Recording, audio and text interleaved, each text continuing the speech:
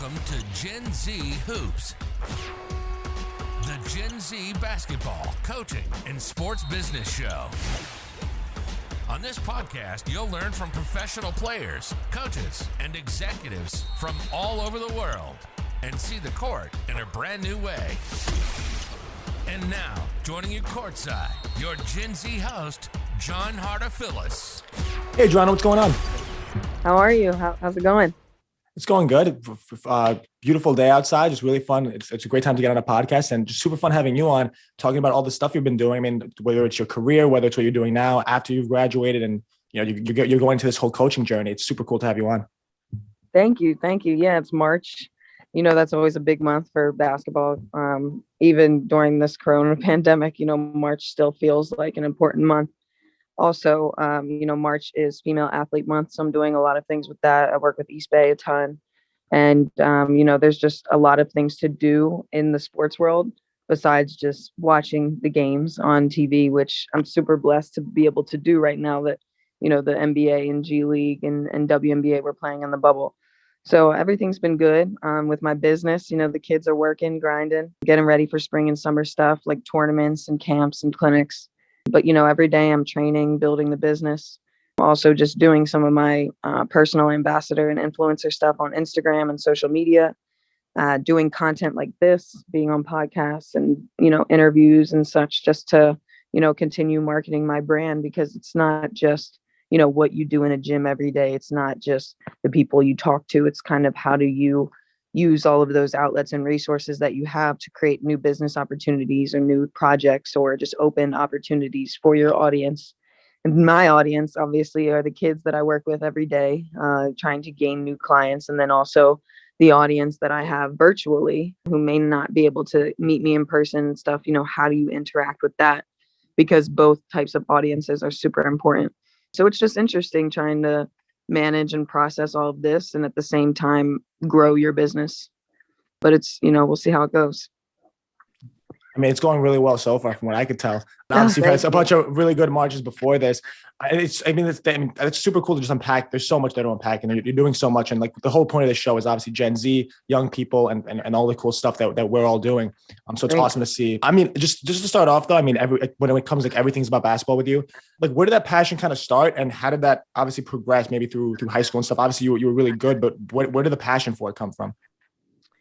So I will definitely say the passion stems from my father, who was my coach from the time I couldn't remember picking up a ball to my last game. And honestly, it hasn't stopped then because my dad helps me with my business to this day. And, you know, he's almost like a manager for me and somebody that I can talk to whenever I run into issues or, you know, what do I do here? How do I do this? You know, the basketball impact is still there, even though I'm not wearing the jersey. So, you know, that type of relationship, most kids, unfortunately, don't get to have. And even though it's not guaranteed to have that if you want to be successful, but I have to say that I credit my dad to almost 85% of my success.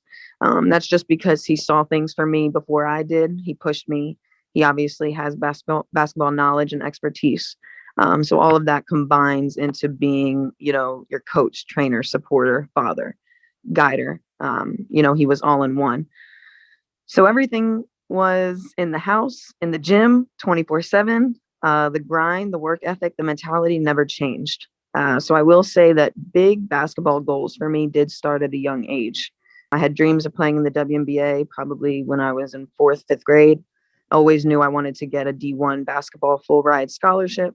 But, you know, you don't really know those specific details until you get older and start going into those doors with college coaches and having those conversations. But it's the idea of knowing what's out there and seeing it and studying the game. So I was a big Kobe Bryant fan, always watched games on TV, you know, and YouTube wasn't really there back then, but you were still able to go back and research old highlights or find old games and just study. I was a huge supporter of the WNBA. Long story short, Elena Delle, MVP of the WNBA 2 years ago, went to my high school, an all-girls high school called Ursuline Academy in Wilmington, Delaware.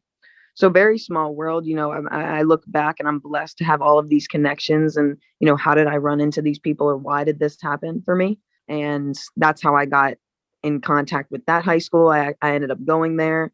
She had taken me to a WNBA game. I was just that kid that she saw in the camp that had a lot of potential and desire to be great. And she kind of wanted to show me a little bit of her personal life, the ropes of the McDonald's All-American, player of the Gatorade Player of the Year at the time, what it's kind of like, what this big stage is like. She was going to UConn at the time. She was all over magazines and ESPN. It was insane. And when we had gone to that WNBA game, she actually knew all of the WNBA players. We went into the locker room after the game. It was almost like she was already in the WNBA as a high school player. So the level of status and the level of the doors that she had access to, not a lot of basketball players or just athletes in general at that age have that. So I was able to see a really, really high level, even when I wasn't there. So my goals and the ceiling of my goals was super, super high. So, I always wanted to be great. The work ethic never stopped. The goals were high. And that's kind of what kept me pushing throughout my entire journey. That's huge. And the stories you're sharing are really cool. I mean, you obviously some other really cool ones that we're going to dive into, but thinking about like your role model at 13, 14 years old, like being like, oh, let's go to this WNBA, let's go into the locker rooms. Like that's insane. Yeah. And I can't imagine what that's like. I was actually a bit younger. I think I was about 5th grade. Oh my God. Yeah. So it's interesting. I just was a kid that had entered into the summer camp. She was a counselor working there at the high school. So, you look back and say everything happens for a reason. I'm thinking like what were you doing at that summer? You must have been having like 40, 50-point games. Like you end up being Villanova's like all-time leading 3-point, all these things. Like what were you doing to these poor 5th graders? This is interesting as well. Part of my journey is my dad did a really good job of putting me in different basketball environments. So, Wilmington, Delaware, which is where I'm from, is actually a great city.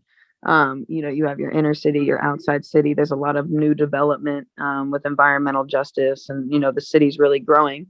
So where my facility is, the 76ers field house that I train in now, it's right in the middle of everything. So the environment is open to all different types of kids, different families. So you need that in a sports environment, and a very diverse sports environment. But going back to that, when I was in 4th, 5th, 6th, probably all the way to 8th grade, my dad took me to the inner city of Wilmington and put me in an all boys league at the Wilmington Hicks Anderson Center, who I'm still affiliated with to this day. That's where a lot of my kids actually come from, the community center. So I bring them the opportunity to come play at the field house, come train with me, play for my Hahn Hoops team, really, almost give them access to that big stage moment that I had as a kid at an early age, just for their dreams and desires to heighten, because that's where it starts. You can't force a kid to do things. You can't put the image into their head. You can only kind of show them little bits and pieces, and then they go to dream. And, it's endless from there. But, I was playing in a all boys league, and I was the only girl. And at the time, I was the only white person. So it's just a different environment that you're not used to. But this changed me into a better person and a better basketball player. I developed skills that a lot of boys had at that age, or I was just as athletic and strong as a lot of boys. So then when I went and played on girls teams and in girls camps and such, I really stood out. So, going back to your question, I wasn't necessarily dropping all these points. Games weren't built like that. I was on so many different teams. You're really young, and as a beginner, you're kind of just floating around. But in a sense, everywhere I went, I was seen as that same consistent killer player that was just dominating. Super cool to think about that. And then also thinking about like that whole just being consistent, super cool, always bringing that work ethic in. You obviously mentioned Kobe at the beginning, and the story of him just seeing you in the hallway and the whole Villanova, right? That's just so cool. And thinking about that, like that just is like such an awesome story. We spoke about your dad and his role as a mentor, but someone like Kobe, who you didn't meet until so much later on, but you always just knew of him. What was that kind of mentorship like from someone that you never really knew until so late? This story and moment of my life is so impactful that I probably talk about it at least once a day, either to a kid or a parent or even a random person. Or if I'm wearing something Lakers, you're a fan, and I just show them the picture or tell them the story because it means so much to me. But as a kid, yes, I saw Kobe Bryant on TV, and I knew from there that that's the type of player that I wanted to be. Again, at the time, he stood out amongst those players. So obviously my vision, just watching the basketball game, that was the one that I saw and kept my eyes on for a reason. My whole room is Kobe Bryant, purple and yellow Lakers, diehard fan, just being a girl, a white girl from Wilmington, Delaware that loves this NBA team and this NBA guy. I got bullied for it when I was younger, actually.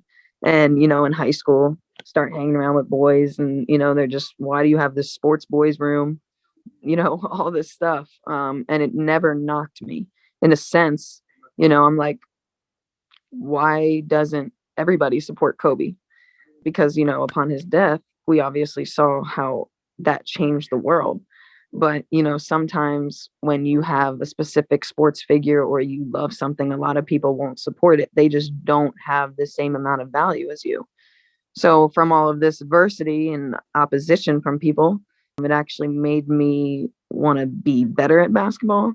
I was that kid whose dad really pushed them, and I couldn't not relate that to a lot of kids. It was almost like I had this secret life at home because I didn't understand it. I was way too young. Why is basketball such a discipline right now? Why is basketball almost the number one thing I have to do?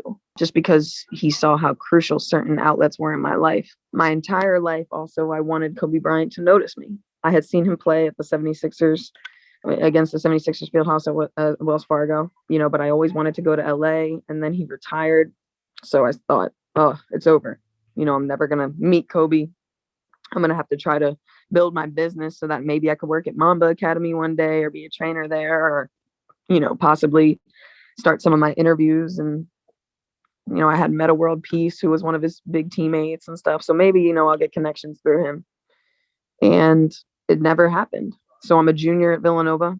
We actually entered into the NCAA tournament that year and lost to University of Notre Dame, who were the champions that year. So, this year was a little bit different. That was the only time I had went to the NCAA tournament as well as a Villanova athlete. I went once out of my 4 years, which I still look back on and kind of regret a little bit. But boom, Columbus, Ohio. Girls, women's Final Four, University of Notre Dame and Mississippi State. You had University of Connecticut and Baylor, women's basketball. All of these great teams. And here's UConn in the semifinals. And I have a media pass. So I know a lot of Philadelphia sports reporters and such. So I'm able to get access to these things. This was just something that I knew that trying to be great at what you do can offer so many other opportunities elsewhere. So you just have to stick to that. But anyways, it's halftime, boom, go in the back of the locker room of the tunnel, and him and his entire family come out. And the first person he recognizes is me. No introduction, no Kobe Bryant. This is women's basketball players who play, I was with other girls who played basketball at different universities. They maybe not have been as highlighted as me, but we're still there. And for him to recognize, that little white girl that plays basketball, because I still see myself as that. It's interesting, and looking back on my entire life, why I loved him and his mentality so much. So after this had happened, I was like, this happens for a reason. Now I understand why I worked hard my entire life.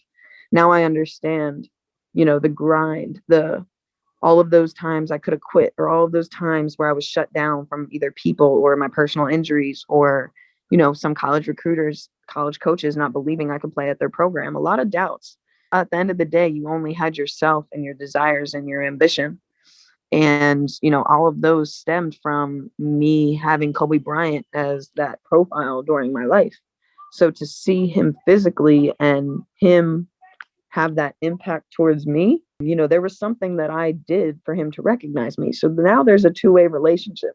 And who would have ever thought that you would have a two-way relationship with Kobe Bryant, one of the best players of all time, one of the greatest athletes of all time, and going out of the athletic world, one of the biggest influencers ever. It's crazy to know how and why. And to this day, I reach out to Vanessa Bryant all the time. I reach out to the Mamba Academy. I am super, super invested in trying to get more affiliated with his family or his business and his community out in LA. So, there's more to come with Kobe Bryant. And from that moment, that's all I knew is I'm doing this for him, and we all thought Kobe Bryant had all the answers. And, something so tragic that could happen to a man that was so good, and a daughter that didn't even really start her life. You start to question how and why, but you can't. All you can really do is stick to your goals and your dreams, be a good person, and, it'll come back to you. So Kobe Bryant is ingrained in my life forever. Yeah. It's incredible to think not just about how ingrained he is in your life or all of our lives, not just because of his playing career, because of what he did afterwards, right? What he was doing for women's basketball, what he was doing for all these other things. It kind of felt like his retirement was going to be better than his playing career, which is why his passing was so shocking. And when thinking about that, when you brought up how when he retired, you thought it was over, how you had no chance of seeing him again, or how and the thought of it's over and it's final. And then how that ties into how it was really just the beginning for him. I'm curious about with you, when your playing career ended, it might be easy to look at it and say, okay, Adrianna's basketball career is over. But in fact, it was the beginning because you're doing all these cool things now. So can you talk about a little bit about that part of your life and that decision of starting Hahn Hoops and where it's taken you?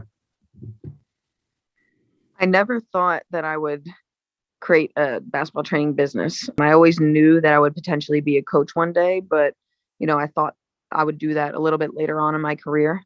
You kind of see a basketball coach as being an older person, and I didn't want to go through the levels of coach middle school, coach high school, just because I thought that my expertise and knowledge of the game has surpassed that. When I first left Villanova, I thought I was going to get a guaranteed job in sports production. I was interviewing in LA and New York. I thought that my resume and social media platform would really help me stand out, and I would definitely get it. It was the complete opposite. I got denied at a lot of interviews. Granted, I was at huge companies, worldwide companies, Fortune 500 companies, and it was very challenging and competitive. But, when you have a strong network that you would think kind of is the best outlet, sometimes it's not, and you can't rely on it. When I actually came back to Wilmington, Delaware, I was serving in a restaurant, and I did that as a Villanova point guard, actually. I worked in a breakfast brunch cafe, and, going back to, playing in the inner city community in a boys league, that was something that, I knew was a totally different environment to the kids that I was going to Villanova with or on my basketball team and such, but I knew that it would only benefit me. My communication skills got excellent being a server. I met tons of people who had totally different lives than me, totally different upbringings and childhood experiences. And it was just a different world that I was able to be a part of, during this chaotic Villanova point guard, big stage, verified social media account. I wanted to have both. And so, I carried that into my non-playing career and after college. And I was very disappointed. I didn't know who I was. I did not believe or have the confidence in my skills to be translated into the real world. I didn't know that what you learned on a basketball court or in an athletic setting could be appropriated into somewhere else in the real world. It was hard for me to digest and balance all of this. And so then, eventually I got the courage to just start doing things on my own. That's when I started doing media, interviews on my Instagram with some celebrity guests and athletes and such, and, using my network in more personal way. And then I get a call one day from this director, Trevor Cooney, who I knew previously because in Delaware, it's a small world. He's a great basketball player and such, and played at Syracuse, and, asked me if I wanted to start training some kids in basketball at this multi-million-dollar facility. And I never even knew it was there until I had gotten this call. So, I wasn't even going out of my way to try to get into a gym. I was training kids out in their driveway or at an outside park. It was almost just like I felt I had to do this because of the places that I was at because of basketball and the goals and accomplishments that I made for myself. I felt like it would be disrespectful if I didn't train these kids. And then eventually you realize you have to start making a living, and, everybody, you need to make money in this real world, especially during Corona and that pandemic. This was right when I started my business. And thankfully my gym was able to stay open during this time. And that's when it all hit. All of these kids started coming to the gym. Granted, I already have a strong network in Delaware, so a lot of people already know my name, but, that spread more and more. And now I have all levels of kids. This business is the type of business where you have multiple businesses in one business. So all of the relationships are different. Every kid has a different goal, a different desire. Every kid has a different starting point. So, there's a lot of things to work with. But if I did not have the facility, if I did not have these strong connections or these resources in my hometown, it would be really, really difficult. A lot of trainers have to rent community centers, high school gyms.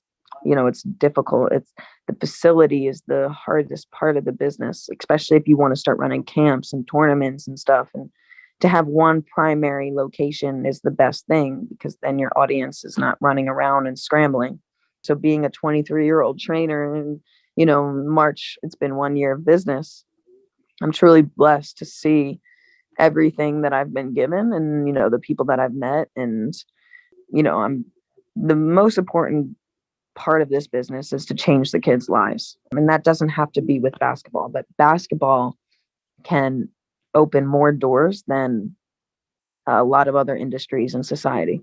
And a lot of people don't highlight that or support it because, it's academics first or, this first, when actually, the world is changing. You don't have to do this or have this to get this anymore. And, that whole 9 to 5 concept is kind of going away. Our generation is changing that, and being a basketball player, you have a lot of branding and marketing outlets in the sports industry. A lot of athletes are being tied to skincare products and, health and lifestyle routines. And, they're doing other things that support that athletic identity.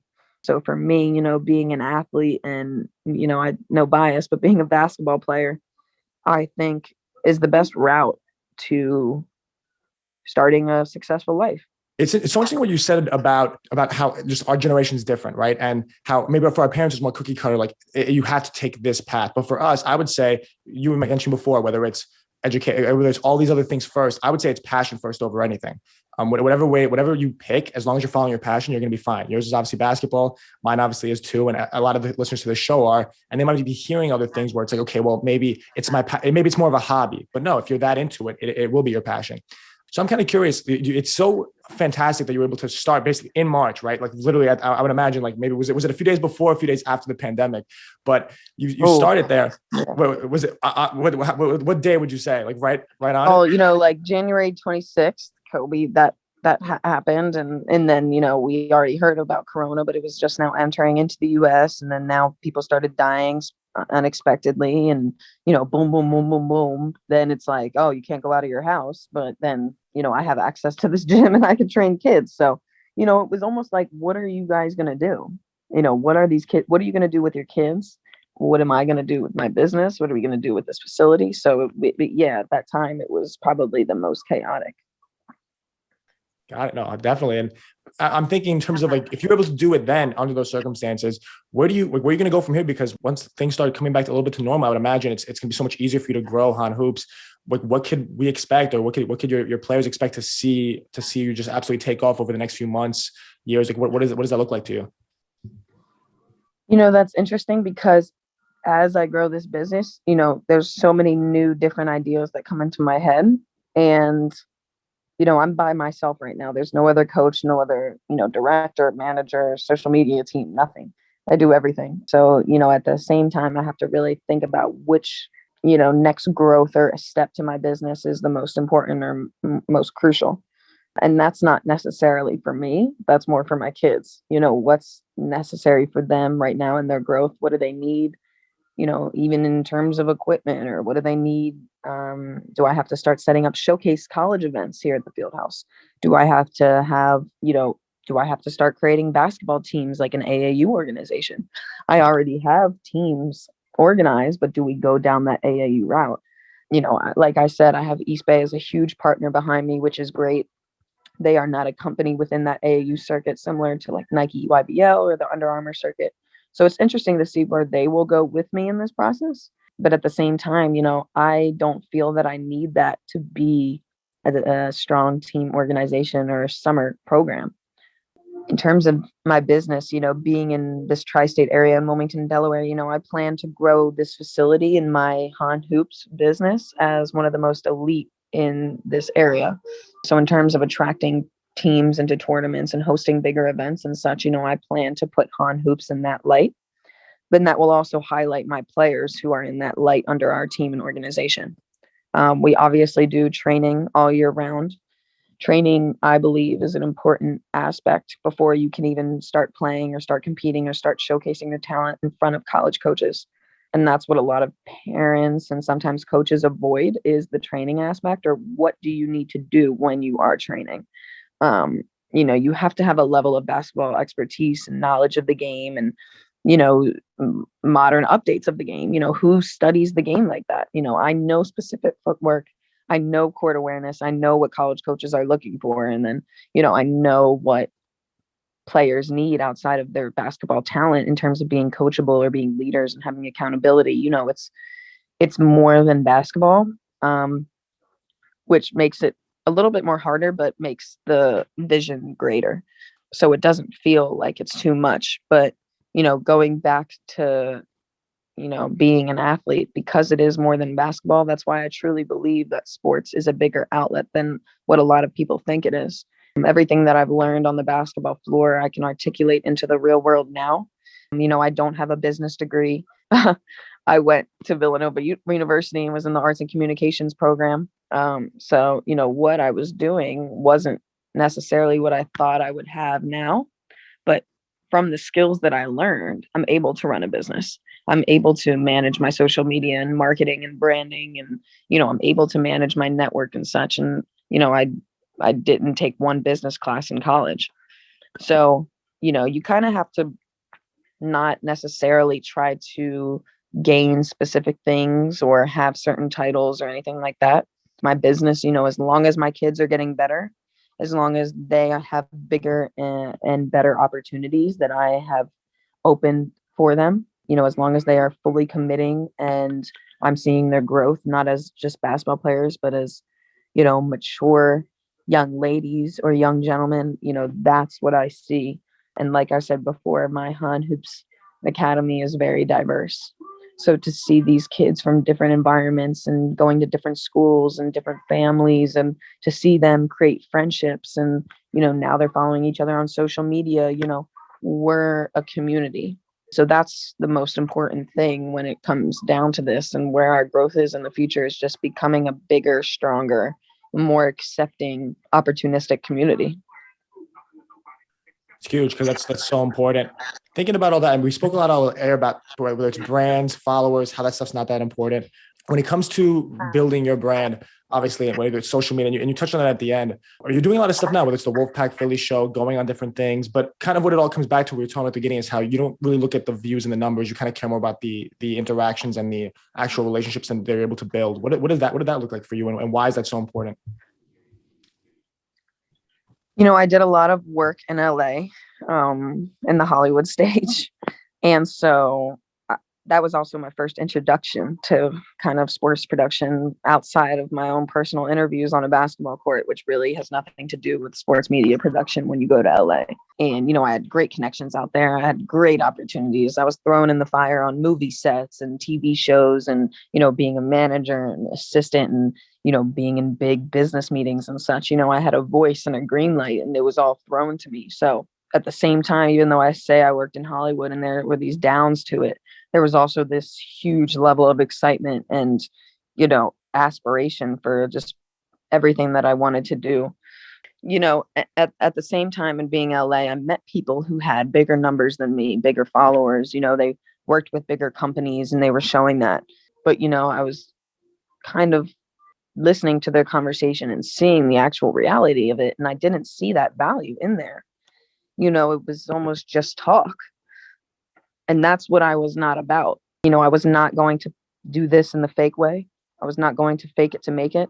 I never did that with basketball. It was all about putting hard work in, seeing real results from that, sticking with those true people who supported you and wanted you to be successful, and vice versa. So, when I saw this, I knew that this wasn't the route that I wanted to go down. And at the same time, like I said before, when I was getting denied from every job interview, I decided to start doing things on my own. And that's when I, started doing that content on Instagram and using my network. Now, when I decided to choose my guests for my show Outside the Huddle, which is a sports lifestyle and culture show centered around not just interviewing athletes, but interviewing those whose perspective and opinions matter in the athletic world. This stemmed from that politician telling LeBron James to just shut up and dribble. Athletes are not just athletes, and this idea of athletes just being athletes in society, I will take that away.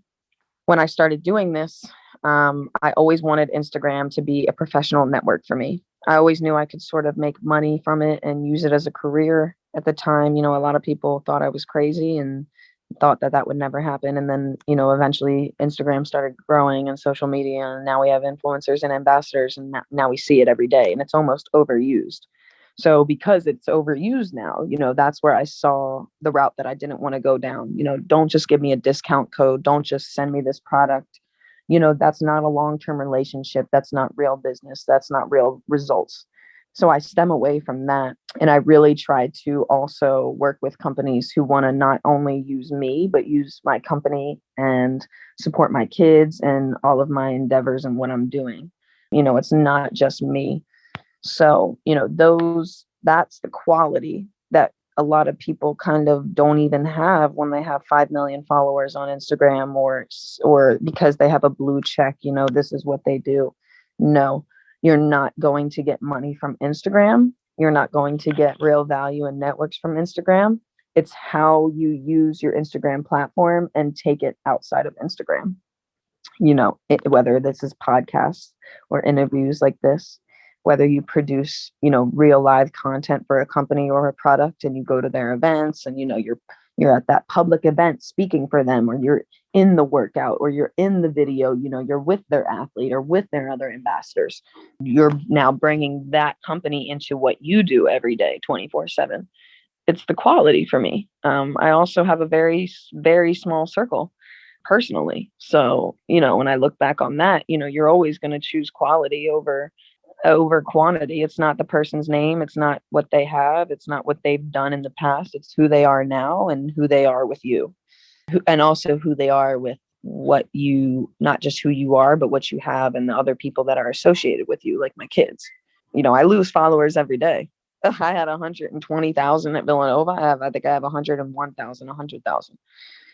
I'll let that list keep going down because the other list that people don't see is going up.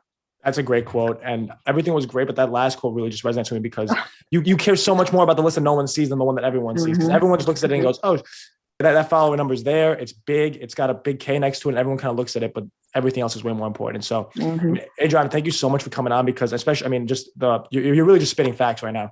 Everything you're saying. Thank you. I really appreciate it. It is. No, it all just is so important. And a lot of people forget, everyone forgets that stuff. But hearing it from you, obviously, yeah, everyone forgets that stuff.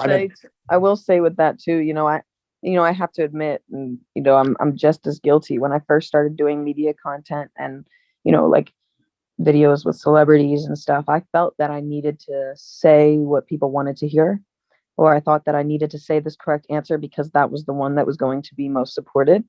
But through that experience, I realized that is the worst way to go because, I would go back and listen to the interview. I'm like, I can't believe I said that, or I can't believe I just supported what that person said. I'm thinking about it right now, and, I'm only in this room by myself and nobody really hears my real voice.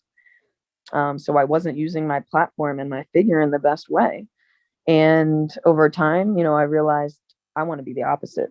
I want to almost open the conversation, almost be that argumentative but controversial aspect and voice to possibly, attack real issues and be able to find a resolution for them.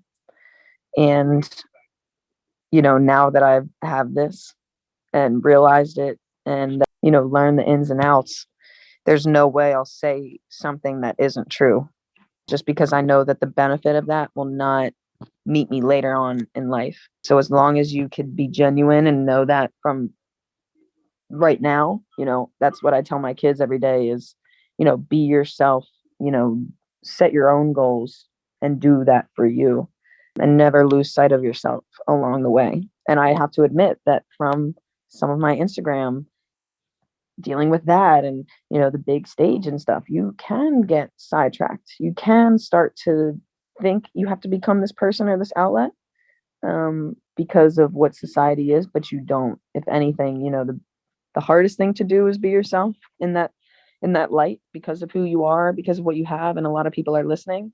But going through that, if you remember why people followed you from the beginning or why people supported you, that's what they're going to want to listen to and hear and believe in you. So don't change. But you'll probably see me spitting more facts later on, because that's all I really want to do is tell the truth.